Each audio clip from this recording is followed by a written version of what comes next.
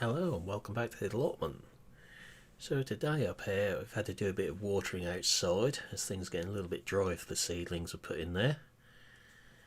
So they've had a good soaking this morning by manual means because we're not allowed to use sprinklers up here. You see things are growing away nicely there. But we're going to have a look at the polytunnel in a bit more detail.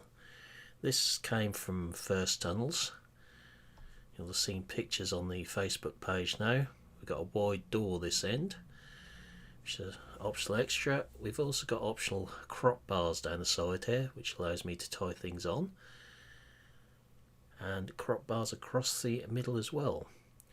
There's little storm braces you can see at the hoop joints on the sides because the hoops come in 4 pieces and are bolted together.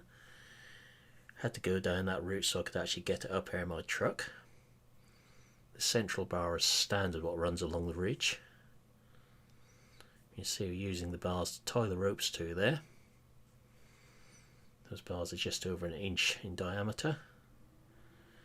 Run the ropes down for our various tomato and cucumber plants.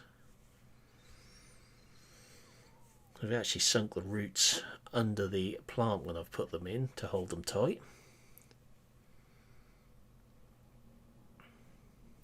Now this isn't a standard size tunnel either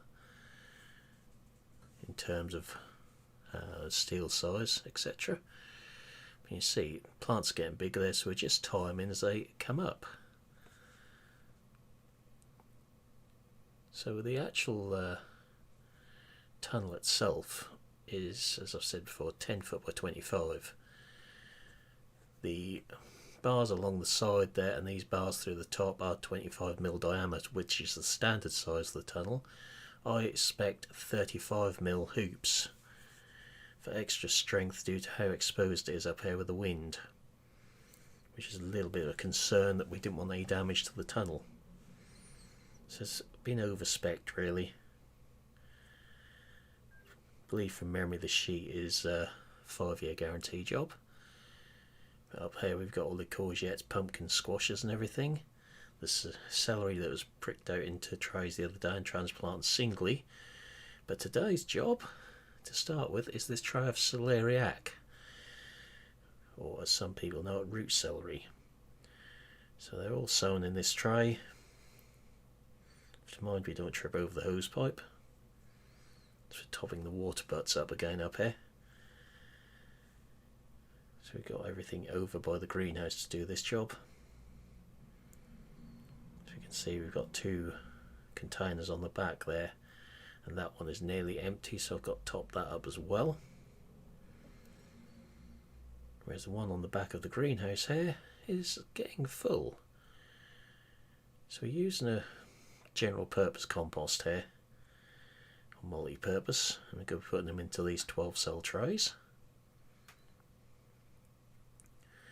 And we're going to be doing it on top of the IBC there. We just cheat by putting the hose pipe down into the downpipe to fill that one up. And we'll get that in. Right, so hose pipe's out of the way. Fill the other one. We've got this compost here. It's not peat based, so it's full of all sorts in there. We've filled some trays up.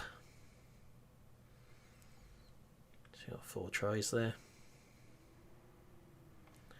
And now we just need to start digging these little seedlings out, but not the ones near my finger at the moment. They're actually weed seedlings. That's these ones we're after. There's a weed growing near these in the greenhouse. We'll be putting them into these cells, and it's not the most interesting jobs, but you just dig them out with the label, or certainly how I do them anyway. Make the hole in the compost there, being careful not to touch the roots, and just slowly keep putting them in. So known as pricking out or transplanting, depends what sort of language you use for them. You see hanging off them is some really good roots. You'll be very gentle with them because you don't want to break the roots off. We'll give them a good watering once they're actually transplanted. Some people soak the compost first, I do it the other way around.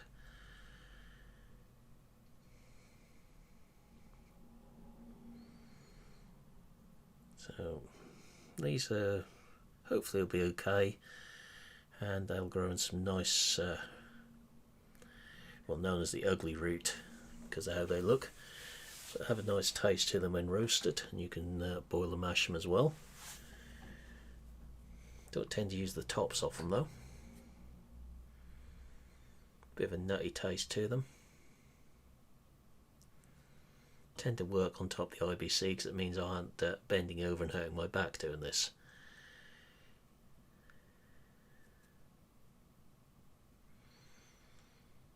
So you can see just how much root is coming out of them.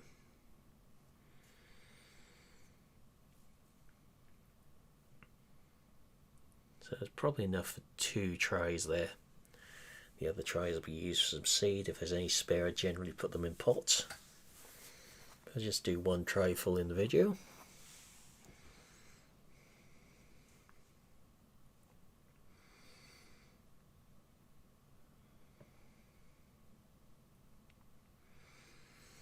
The bag of compost on the top there is actually peat based for getting the seeds started in. Different sort of compost, quite a bit more expensive. Just got to be a little bit gentle, we don't break anything there. The seedlings had a good soaking in the polytunnel earlier. But you can see there just how much root is on them.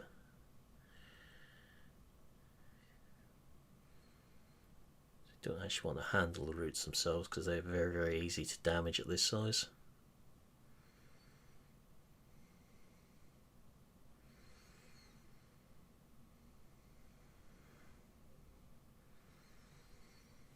Now, I used to have a tool for prizing these out, but that's long since gone missing over the years. So now just dig them out of the label, it's a lot easier.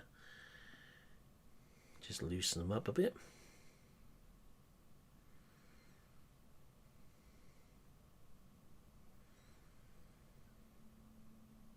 People have various ways they do this, but this is the way I've always done it. Try to keep a little bit of existing compost on the bottom of them.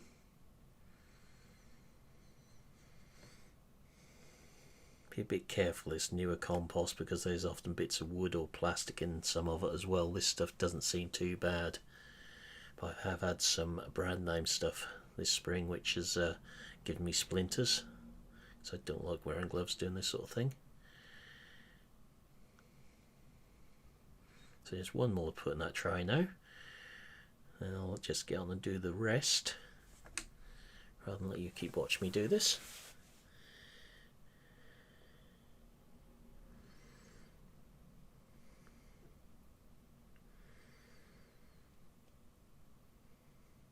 So I've done them all now, and for those that don't know what celeriac looks like, that is the stuff. And if in case you're wondering why I didn't do them, those little specks there are the seeds. That's why I did not put them in singly, because I haven't got the patience to do it that way, so just scatter fruit on top of the soil. So very, very small seeds there. My pen has gone missing, so all I've done is stuck a white label in these so I don't mix them up with the celery. So there's 2 trays and 3 pots there. We're now going to put some sprouts into these other ones. A variety called Bedford Darkmar. And these come from a company in East Anglia. And straight away when I get these on my hand, you'll see the difference in size between these and the celeriac seed we were just doing or looking at. A lot bigger seed.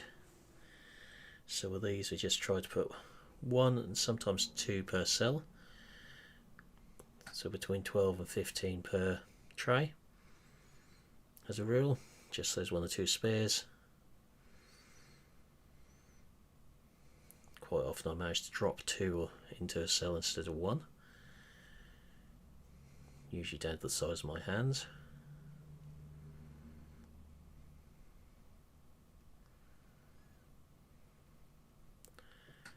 It's already got some sprouts in the garden, so we're just putting some more in now. And after these I've got some more calibres to put in as well, or green broccoli.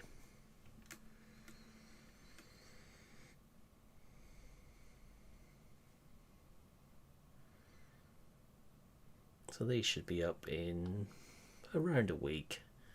Should start seeing these surface, especially with how warm it is at the moment in the greenhouse.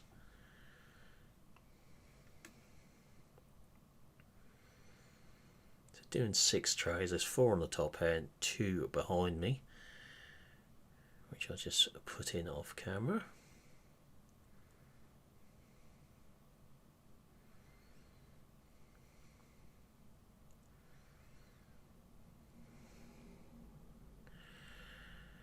So now got some compost just covering with, just usually just rub a little bit between my 2 hands on top of the trays like so.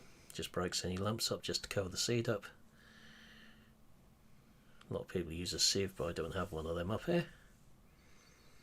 Although I've only had the allotments for a few months, I've been growing veg since I was knee high. This works just as well as sieving it, so we just do it that way. Just smooth it across the top.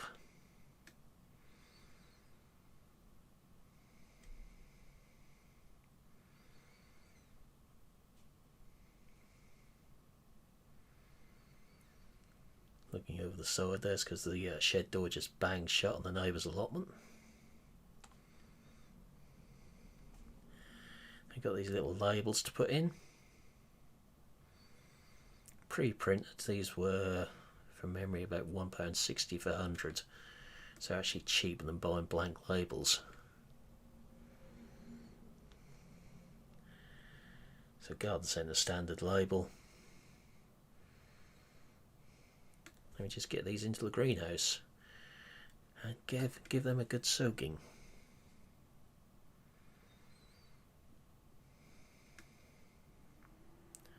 Doesn't take long to fill up out of this IBC, not when that's full. Pretty good water flow there.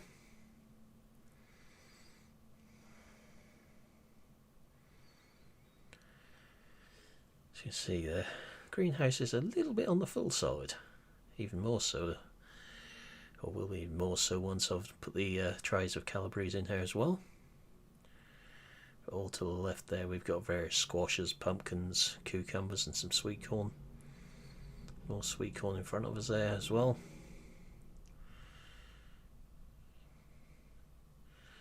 Courgettes and cucumbers to the right. More cabbages at the back there. Some marigolds and cauliflowers up that corner.